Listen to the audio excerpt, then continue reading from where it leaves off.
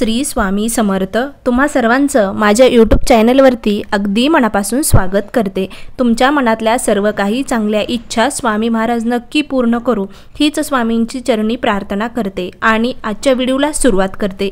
आजचा व्हिडिओ खरंच खूप महत्त्वाचा आहे। कितीही कष्ट केले तर आपल्याला अपयश जर येत असेल, अनेक प्रयत्न करूनही घरामध्ये सुख समाधान लाभत नसेल, तर ह्या 10 गोष्टींपैकी म्हणजेच या 10 उपायापैकी दररोज नित्यनियमाने महिलांनी हा उपाय करून बघा। कोणताही एक उपाय जरी केला तर घरामध्ये बरकता येईल, त्याचबरोबर घरामध्ये लक्ष्मी माता धावत येईल। अशा काही गोष्टी असतात, नकळत त्या आपल्या हातातून चुका घडत असतात आणि त्याचाच परिणाम आपल्या कुटुंबावरती आणि आपल्यावरती होत असतो। म्हणून ह्या गोष्टी आपल्या हातून घडू नये याच्यासाठी काही महत्त्वाच्या गोष्टी आहेत जे की आपण दररोज नित्यनियमाने करायचे असतात। आता सर्वात महत्त्वाचं म्हणजेच घरात रोज कापूर जाळत असाल तर सर्वात महत्त्वाचं आणि त्याचबरोबर घरातली नकारात्मकता बाहेर काढण्यासाठी कापूर हा खूप प्रभावीशाली असा आहे। मग तुम्ही आरतीसाठी जो कापूर वापरता तोही कापूर दररोज नित्यनेमाने एक वडी सकाळी आणि संध्याकाळी एक वडी अशा आपल्याला जाळायच्या आहेत। त्याचबरोबर भीमसेनी कापूर जर तुम्हाला मिळत असेल, आता थोडासा तो महाग असतो, तरी जर तुमच्याच्यानं शक्य होत असेल तर त्या भीमसेनी जो कापूर आहे तो थोडासा आपल्या घरामध्ये दररोज नित्यनियमाने जाळायचा आहे। त्याचबरोबर मोहरीच्या तेलाचा दिवासुद्धा खूप प्रभावीशाली असा आहे। संध्याकाळच्या वेळेमध्ये मोहरीच्या तेलाचा जो दिवा आहे तो आपल्या उंबरट्याच्या बाहेर आपल्याला लावायचा असतो आणि त्याच्यामध्ये 2 लवंग टाकायचे असतात, जेणेकरून आपल्या घरामध्ये धन धान्य वाढते आणि देवी देवता पित्र यांचा आशीर्वादसुद्धा आपल्याला मिळत असतो। म्हणून आपल्याला या मोहरीच्या तेलाचा दिवा संध्याकाळी दररोज नित्यनियमाने लावायचा आहे। त्यानंतर सर्वात महत्त्वाचं म्हणजे ज्यावेळेस आपण स्वयंपाक करत असतो ना, स्वयंपाक करत असताना सर्वात प्रथम आपल्याला दूध थोडंसं त्या तव्यावरती शिंपडायचं आहे। ज्यावेळेस आपण चपाती किंवा भाकरी तव्यावर टाकतो ना पहिली, तर त्याच्या अगोदर थोडंसं दूध त्या तव्यावर शिंपडायचं आहे आणि ती पहिली भाकरी जी आहे ती गाईला द्यायची आहे। थोडीशी गूळ किंवा साखर ते आपल्याला त्या चपातीवरती ठेवायची आहे आणि गाईला तो घास चारायचा आहे। त्याचबरोबर नित्यनियमाने पंचमहायज्ञसुद्धा करणं खूप महत्त्वाचं आहे। खरंच जर तुम्ही दररोज नित्यनियमाने हे पंचमहायज्ञ जर करत असाल तर तुमच्या घरामध्ये कोणतंही म्हणजे संकट येणार नाही, त्याचबरोबर कोणताही अडचण येणार नाही। घरामध्ये धन धान्य सुख समृद्धीने नांदेल।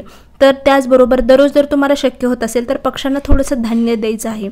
त्याचबरोबर दुसरा उपाय म्हणजे संध्याकाळी झाडू कधीही मारू नका, म्हणजे झाडून कधीही काढू नका। जरी झाडून तुम्हाला काढण्याची वेळ आली तरी पण तो कचरा जो आहे तो कधीही घराच्या बाहेर टाकून देऊ नका। तो कचरा म्हणजे आपली लक्ष्मी असते आणि ती लक्ष्मी आपण कधीही घराच्या बाहेर टाकून देऊ नका। जर आपण असं झाडून काढलं आणि आपली लक्ष्मी जर घरातली बाहेर फेकून दिली संध्याकाळच्या वेळेला तर अलक्ष्मी आपल्या घरामध्ये प्रवेश करत असते। त्यामुळे कधीही चुकूनही संध्याकाळी दिवे लावणीच्या वेळेस कधीही झाडू नका। त्याचबरोबर दररोज नित्यनियमाने जिथे आपण आपलं किचन म्हणजे स्वयंपाकघर आपण त्याला स्वर्ग मानतो, कारण आपलं दिवसभरातलं सर्व काम आपण किचनमध्ये स्वयंपाकघरामध्येच करत असतो। तर लक्ष्मी माता अन्नपूर्णिमा देवी ही अन्नधान्याची देवता म्हणून संबोधली जाते। तर त्या अन्नपूर्ण देवीला आपल्याला नमस्कार करायचा आहे। नमस्कार केल्यानंतर कधीही चुकूनही तुम्ही आंघोळ करायच्या अगोदर कधी आपण जे गॅस आहे सिगडी आहे आपली तर त्याला कधीही स्पर्श करू नये। आंघोळ केल्यानंतरच गॅसला स्पर्श करावा आणि त्याला गॅसला दररोज नित्यनियमाने हळदी कुंकू लावून पूजा करावी आणि अन्नपूर्ण देवी मातेला नमस्कार करावा, जेणेकरून अन्नपूर्ण मातेचा आपल्या घरामध्ये म्हणजे वास राहील आणि ती आपल्यावरती कृपा करेल।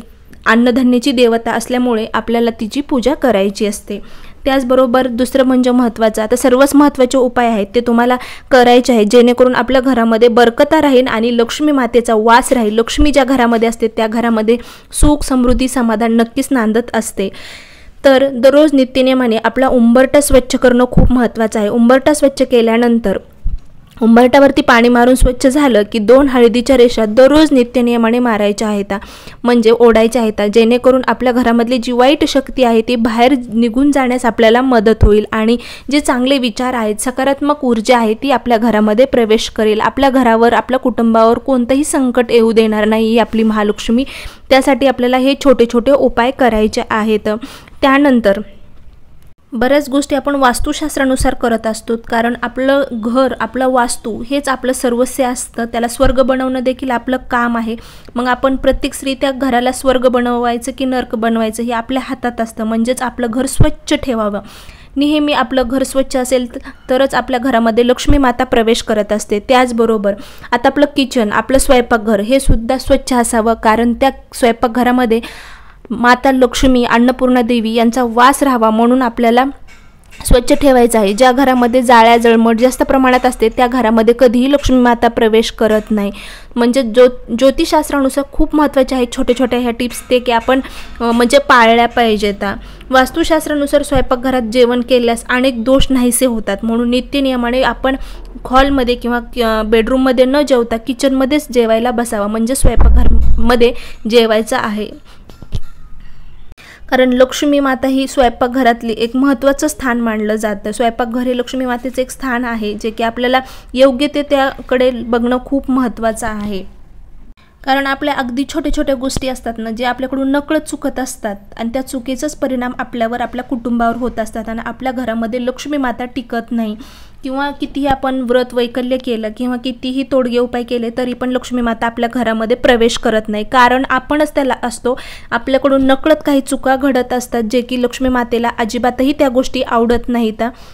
त्यासाठी ह्या चुका आपल्या हातातून होऊ द्यायच्या नाहीत. त्यानंतर मेन उंबरट्यावर दररोज तुम्हाला शक्य होत असेल तर काय करायचं, दररोज मेन उंबरट्यावरती आपल्याला एक पंती घ्यायची आहे. त्या पंतीमध्ये कापूर टाकायचा आहे. कापरावरती 2-3 लवंग टाकायच्या आहेत. एक तमालपत्र घ्यायचं आहे. थोडंसं गावरान तूप असेल, गावरान गाईचं तूप असेल, शुद्ध तूप, तर ते टाकायचं आहे आणि ते प्रज्वलित करायचं आहे, जेणेकरून जी चांगली सकारात्मक ऊर्जा आहे ती आपल्या घरामध्ये प्रवेश करेल आणि जी वाईट ऊर्जा आहे ती घरातून निघून जाईल. खूप महत्त्वाचे उपाय आहेत, खरंच केल्याने फरक जाणवेल तुम्हाला, करून बघा. त्यानंतर सर्वात महत्त्वाचं म्हणजे आपल्या हिंदू धर्मामध्ये तुळस मातेला विशेष असं महत्त्व देखील आहे. ती पवित्र आहे. प्रत्येकाच्या अंगणामध्ये एक तुळशीचं रोपटं असणं खूप महत्त्वाचं आहे आणि त्या तुळशीच्या रोपट्याला कधीही सुकू देऊ नका, कारण ती लक्ष्मी मातेला, त्याचबरोबर त्या तुळशीला आपल्याला दररोज नित्यनियमाने अगरबत्ती आणि दिवा संध्याकाळी अर्पण म्हणजे दिवा लावायचा आहे, अगरबत्ती ओवाळायची आहे, सकाळी पाणी घालायचं आहे. असं आपल्याला तिची काळजी घ्यायची आहे, जेणेकरून ती सुकणार नाही. कारण भगवान विष्णूंना अतिशय प्रिय असणारी वस्तू म्हणजे तुळस माता आहे. कारण ज्या ठिकाणी भगवान विष्णू आहेत त्या ठिकाणी लक्ष्मी माता नक्कीच असते. त्यामुळे आपल्याला तुळस मातेला दररोज नित्यनियमाने संध्याकाळी दिवा लावायचा आहे, अगरबत्ती लावायची आहे. तर या प्रकारचे छोटे छोटे उपाय आहेत, जे केल्याने आपल्या कुटुंबावर आणि आपल्यावर संकट येत नाहीत. त्याचबरोबर आपल्या घरामध्ये लक्ष्मी माता नक्कीच प्रवेश करत असते. तर या प्रकारे आजचा व्हिडिओ होता. खरंच व्हिडिओ आवडला असेल तर नक्की लाईक, शेअर आणि सबस्क्राईब करायला मात्र विसरू नका. श्री स्वामी समर्थ. जय जय स्वामी समर्थ.